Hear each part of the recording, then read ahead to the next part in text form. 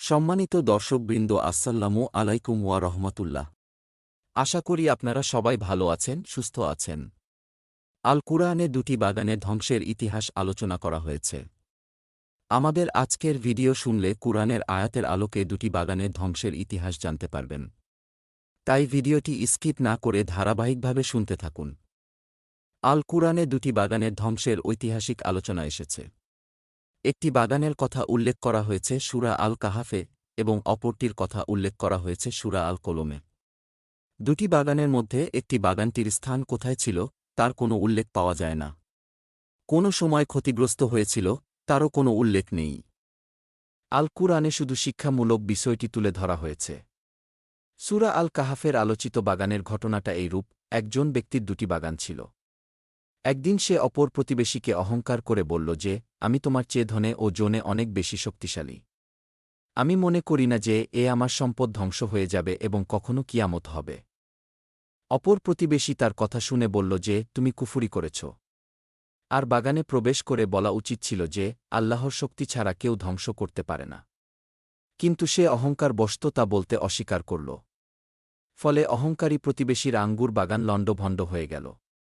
পরে সে আফসুস করতে লাগল, হায়, আমি যদি আমার রবের সঙ্গে কাউকে শরিক না করাতাম তাহলে সবচাইতে ভালো হতো। এখানে আল কুরআনের আয়াতগুলো উল্লেখ করা হল।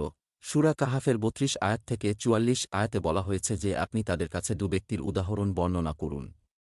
আমি তাদের একজনকে দুটি আঙ্গুরের বাগান দিয়েছি এবং এ দুটিকে খেজুর বৃক্ষ দ্বারা পরিবেষ্টিত করেছি এবং দুয়ের মাঝখানে করেছি শস্যক্ষেত্র। উভয় বাগানই ফলদান করে এবং তা থেকে কিছুই কম হতো না এবং উভয়ের ফাঁকে ফাঁকে আমি নদী প্রবাহিত করেছি। সে এখান হতে প্রচুর ফল পেত। এরপর সে কথা প্রসঙ্গে তার সঙ্গীকে বলল, আমার ধনসম্পদ তোমার চাইতে বেশি এবং জনবলে আমি অধিক শক্তিশালী। নিজের প্রতি জুলুম করে সে তার বাগানে প্রবেশ করল। সে বলল, আমার মনে হয় না যে এ বাগান কখনো ধ্বংস হয়ে যাবে। আর আমি মনে করি না যে কেয়ামত অনুষ্ঠিত হবে। যদি কখনো আমার পালনকর্তার কাছে আমাকে পৌঁছে দেয়া হয় তবে সেখানে এর চাইতে উৎকৃষ্ট জিনিস পাব। তার সঙ্গী তাকে কথা প্রসঙ্গে বলল, তুমি তাকে অস্বীকার করছ। আল্লাহ তোমাকে সৃষ্টি করেছেন মাটি থেকে, তারপর বীর্য থেকে এবং পূর্ণাঙ্গ মানুষে পরিণত করেছেন। কিন্তু আমি তো এ কথাই বলি যে আল্লাহই আমার পালনকর্তা এবং আমি কাউকে আমার পালনকর্তার শরিক মানি না। যদি তুমি আমাকে ধনে ও সন্তানে তোমার চাইতে কম দেখো তবে যখন তুমি তোমার বাগানে প্রবেশ করবে তখন এ কথা বলা উচিত যে, আল্লাহ যা চান তাই হয়। আল্লাহ ব্যতীত কোনো শক্তি নেই। আশা করি আমার পালনকর্তা আমাকে তোমার বাগান অপেক্ষা উৎকৃষ্টতর কিছু দেবেন। তোমার বাগানের উপর আল্লাহ আসমান থেকে আগুন প্রেরণ করবেন। তারপর সকাল বেলায় তা পরিষ্কার ময়দান হয়ে যাবে, অথবা সকালে তার পানি শুকিয়ে যাবে। এটি তুমি তা তালাশ করে আনতে পারবে না। পরের দিন তার সব ফল ধ্বংস হয়ে গেল এবং সে তাতে যা ব্যয় করেছিল তার জন্য সে সকালে আক্ষেপ করতে লাগল। বাগানটি কাঠসহ পুড়ে গিয়েছিল।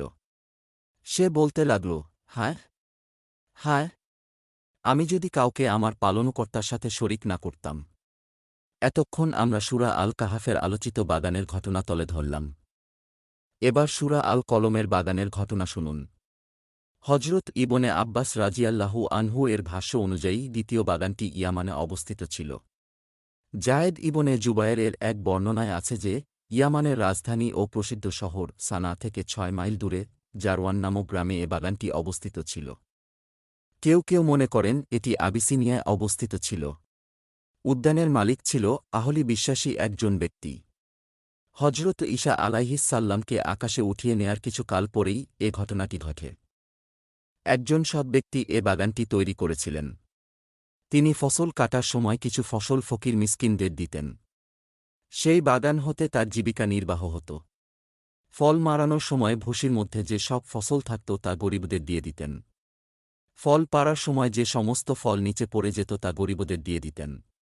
এ কারণে ফল পাড়ার সময় প্রচুর পরিমাণ ফকির মিসকিন ও গরিব জনসাধারণ বাগানে আসত। এ বাগানের সৎ মালিকটির মৃত্যুর পর তার ৩ সন্তান বাগানের মালিক হয়। তারা বলাবলি করল যে তাদের পরিবারের লোক সংখ্যা বেড়ে গেছে, সে তুলনায় ফসল বৃদ্ধি হয়নি। গরিব জনসাধারণের জন্য এত বিপুল সংখ্যক ফসল দেওয়া সম্ভব নয়। এমনকি তারা বলল যে আমাদের পিতা বেকুফ ছিল তাই বিপুল পরিমাণ ফল গরিব মিসকিনদের দিয়ে দিতেন।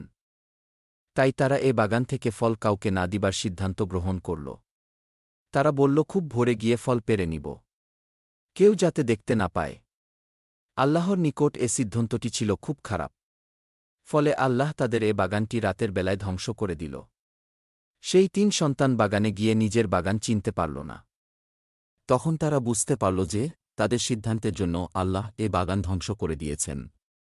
এখানে এ বাগানের বিষয়ে আল কুরআনের আয়াতগুলো উল্লেখ করা হল। সূরা কলমের 17 আয়াত থেকে 32 আয়াতে বলা হয়েছে যে আমি তাদেরকে পরীক্ষা করেছি, যেমন পরীক্ষা করেছি বাগানওয়ালাদের। যখন তারা শপথ করেছিল যে সকালে বাগানের ফল আহরণ করবে, কিন্তু তারা ইনশাআল্লাহ বলল না। তবে পরে আপনার পালনকর্তার পক্ষ থেকে বাগানে এক বিপদ এসে পড়ল, যখন তারা ঘুমিয়েছিল। ফলে সকাল হতে না হতেই বাগান বিচ্ছিন্ন হয়ে গেল। সকালে তারা একে অপরকে ডেকে বলল, তোমরা যদি ফল আহরণ করতে চাও তবে সকাল সকাল খেতে চলো। এরপর তারা ফিসফিস করে কথা বলতে বলতে বাগানের দিকে চলল। আজ যেন কোনো ফকির মিসকিন আমাদের বাগানে প্রবেশ করতে না পারে। তারা সকালে লাফিয়ে লাফিয়ে সজোরে রওয়ানা হল। তারা যখন বাগান দেখল তখন বলল, আমরা তো পথ ভুলে করেছি, বরং আমরা তো কপাল পোড়া। তাদের উত্তম ব্যক্তি বলল, আমি কি তোমাদেরকে বলিনি যে তোমরা আল্লাহ তাআলার পবিত্রতা বর্ণনা করছ না কেন? তারা বলল, আমরা আমাদের পালনকর্তার পবিত্রতা ঘোষণা করছি, নিশ্চিতই আমরা সীমালঙ্ঘনকারী ছিলাম। অতঃপর তারা একে অপরকে দোষারোপ করতে লাগল। তারা বলল, হায় দুর্ভাগ্য, আমরা ছিলাম অন্যায়কারী। আশা করি আমাদের পালনকর্তা এ বাগানের পরিবর্তে এর চাইতে উত্তম বাগান আমাদেরকে দিবেন। আমরা আমাদের পালনকর্তার কাছে আশাবাদী। আজকের ভিডিওতে আল কুরআনে বর্ণিত 2টি বাগানের ধ্বংসের ইতিহাস আলোচনা শেষ করা হল।